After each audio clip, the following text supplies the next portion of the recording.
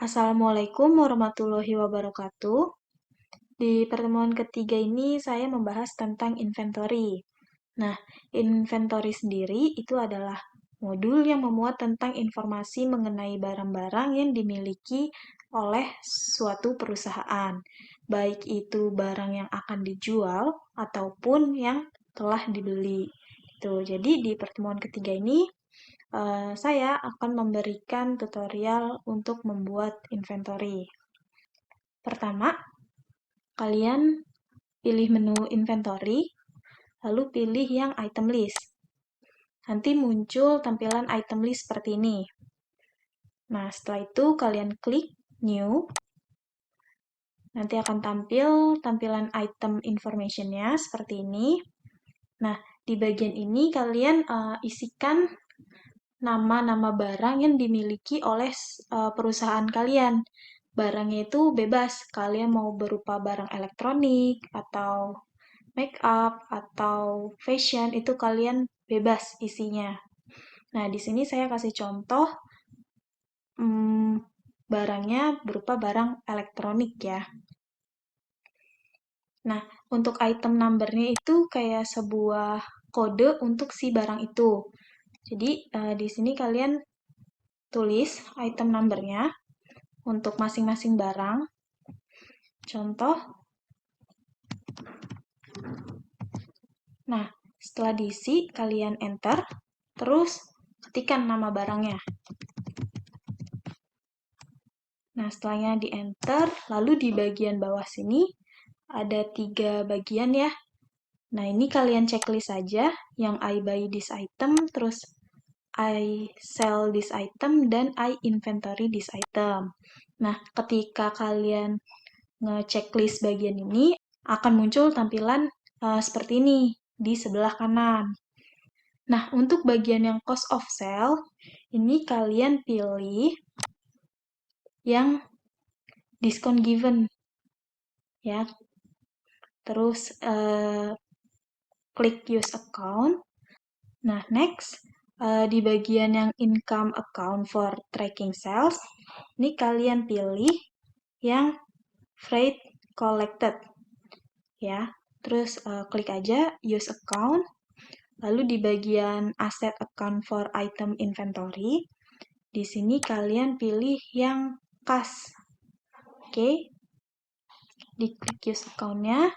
Setelah di bagian profil ini sudah terisi seperti ini, kalian ke bagian buy details. Nah, di sini diisikan informasi untuk detail pembeliannya.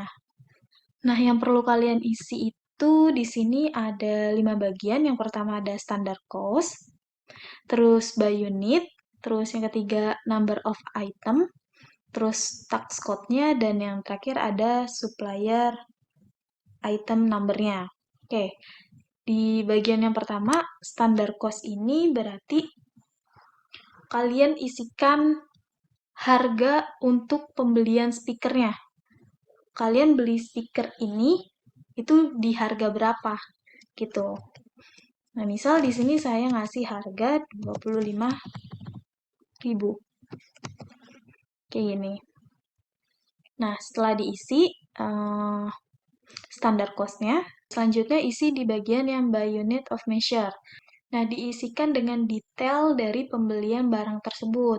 Contohnya kayak berapa pieces atau berapa lusin, kayak gitu.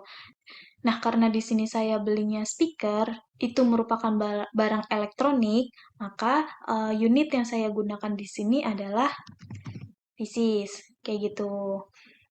Terus, number of item per by unitnya ini, saya isi 1.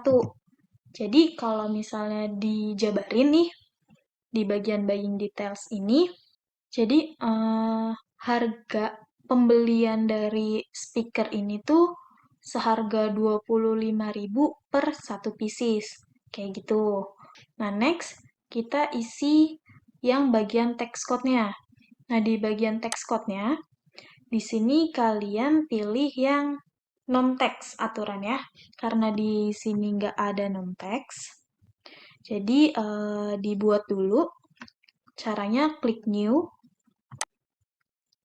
Lalu setelah muncul tampilan text code information kayak gini, kalian ketik text code-nya itu N street R. Lalu untuk description-nya tulis non taxable. Kayak gini. Nah, untuk rate-nya tetap 0% ya, karena di sini kan kita pakainya non-taxable, berarti nggak ada biaya tax-nya. Nah, terus di bagian link account, yang ini.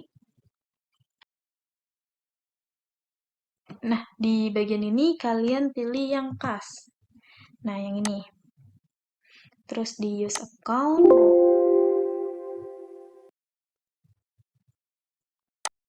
Nah, terus diisi juga yang link account for taxpaid-nya. Ini sama juga kayak yang di atas, diisinya yaitu dengan kas. Terus klik use account.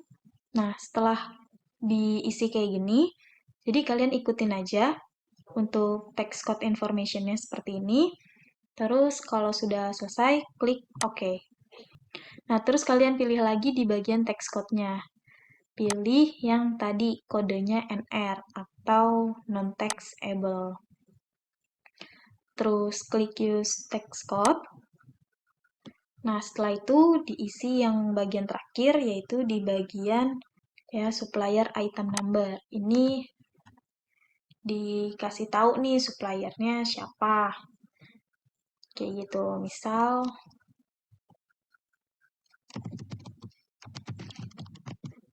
nah, karena udah selesai di bagian buy details-nya, selanjutnya masuk ke bagian selling details. Nah, di bagian selling details ini, kalian juga input informasi dari penjualan si barang ini, si speaker ini. Jadi pertama kalian masukin price-nya dulu untuk penjualan si speaker ini.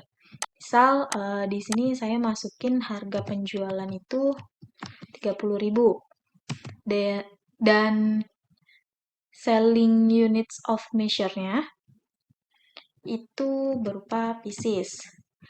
Number of item per selling unitnya itu 1. Jadi, harga satu pieces dari speaker ini itu seharga 30.000. Kayak gitu ya.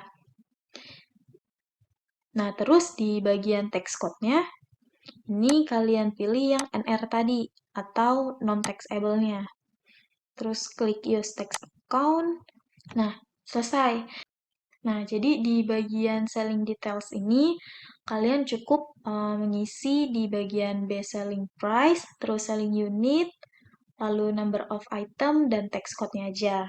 Dan kalau udah selesai, kalian bisa langsung klik OK. Jadi untuk di bagian item information ini, kalian mengisi 3 bagian ya. Ada profil, buying details, dan selling details. Kayak gitu. Nah, ini saya klik aja OK-nya. Nah, nanti muncul seperti ini di bagian item list. Dan ini adalah hasil akhir dari pembuatan inventory-nya. Oke, sekian materi di pertemuan ketiga. Kurang lebihnya mohon maaf. Wassalamualaikum warahmatullahi wabarakatuh.